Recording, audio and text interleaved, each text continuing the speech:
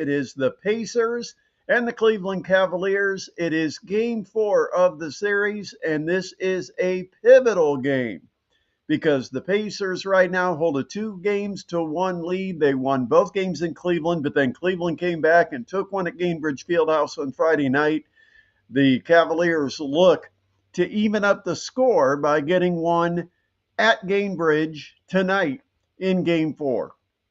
Pacers have a lot of changes to make if they're going to win this game after they got blown out in game 3. It was a healthy Cavaliers squad that took the floor. Donovan Mitchell was as special as he was in game 2. And so the Pacers have to be much better than they were Friday night. What are some of the keys? Well, number one, the Pacers have to decide they're going to rebound, and they're not going to let the Cleveland Cavaliers pick up 18 offensive rebounds, turning into 20-some second chance points. You just cannot allow that kind of success on the glass for the Cleveland Cavaliers. The Pacers have to decide that it is 5-man rebounding.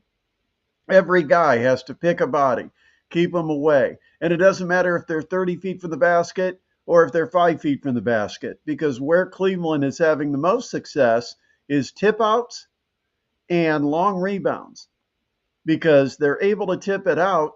Pacers are trying to leak and try to head down the other way, and the tip outs are being gathered by Cleveland. And so the Pacers have to stay with their man until the rebound is secured, go and get the tipped balls, and box out. They cannot allow the Cavaliers to dominate the glass like they did 18-4 in game number 3. That's the total of offensive rebounds, 18-4. So the Pacers are going to have to be much better. Step number 2, you just can't let Donovan Mitchell continue to score almost at will. This guy's put up 40-plus points in back-to-back games.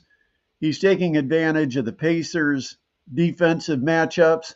And again, like I said yesterday on our regular weekly show, Andrew Nembhard is not the defender the Pacers want you to believe that he is. He is not that guy. He is not a stopper.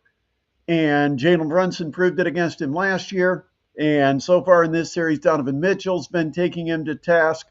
And so you've got to figure out, Andrew Nembhard was a minus 32 in 26 minutes on Friday night.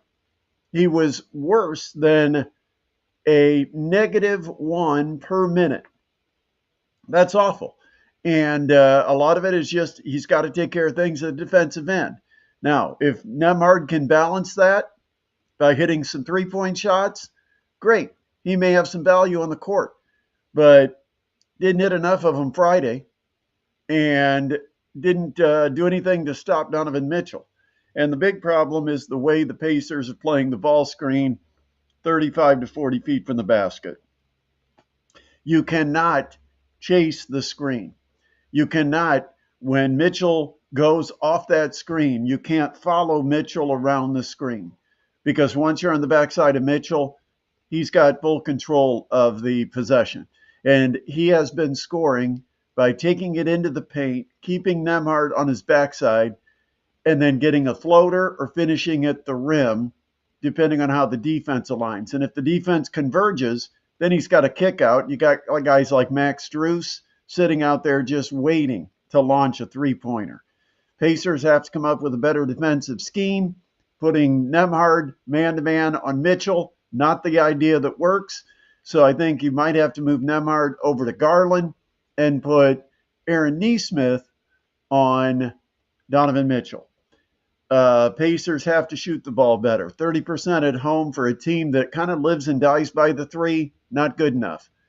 I would say they have to be high 30% range, 36, 37, 38% on threes, and just overall get some kind of a game out of Obi Toppin. Toppin has to do it on the glass. Toppin has to do it by being the kick out on the three-pointer, do it in transition, but he wasn't good enough. 1 for 7 from the field, 0 for 4 from 3 in game 3. He is my X factor for tonight's game. Obi Toppin explodes, has one of his 15, 16-point games, 14, 15, 16, gets 2 or 3 threes, and makes a couple of plays out of transition, maybe picks up 7 or 8 rebounds, yes, the Pacers are in good shape. But he's kind of my X factor for tonight. I expect Siakam and Turner to play a little bit better, but I think they've got to have somebody that's the X factor. Mathurin was solid in Game 3. Halliburton, you expect to be better than he was in Game 3. But defensively, Nemard and Neesmith, the N boys, they've got to be better. Just have to be better. And the Pacers have to take care of the glass. I think that's the key. I think the Pacers can win this game. In fact, I'm feeling pretty good about taking the Pacers plus 5.5 points at home. I don't think last games matter, and it certainly didn't matter in Game 3 when the Pacers won Game 2 and Cleveland came back and smoked the Pacers in Game 3. I think the Pacers are going to come out with a little more fight, a little more energy. I think they learned a lesson on Friday night that the home crowd is not going to give them points on the scoreboard. They have to go earn those points. They have to use the energy of the crowd in the way they play. It doesn't just automatically happen because they're playing at home. And so I think you'll see a more energized group, a more aggressive group. And if they match that Cleveland intensity, which was pretty high on Friday because Cleveland was desperate to win that game.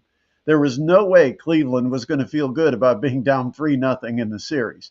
And so Cleveland had their backs to the wall. They played like a desperate basketball team. Now Cleveland sees that the door has been opened, and now they're going to want to bust through. Pacers need to go up and close that door by having more energy, more intensity, more determination, play every possession, and rebound, rebound, rebound. That's going to be one of the biggest keys in tonight's game. Hope you enjoy it. Hope you have a glorious Sunday. We're going to come back and have some more videos here soon. But thanks again for tuning in. Be sure to check the channel and subscribe, like, and click the bell while you're at it. On the Sports Rush with Brett Rump, you'll find it at Brett Rump on YouTube. And that's where you go to click that subscribe button. Really helps out the channel. Appreciate it very much. Have a great Sunday.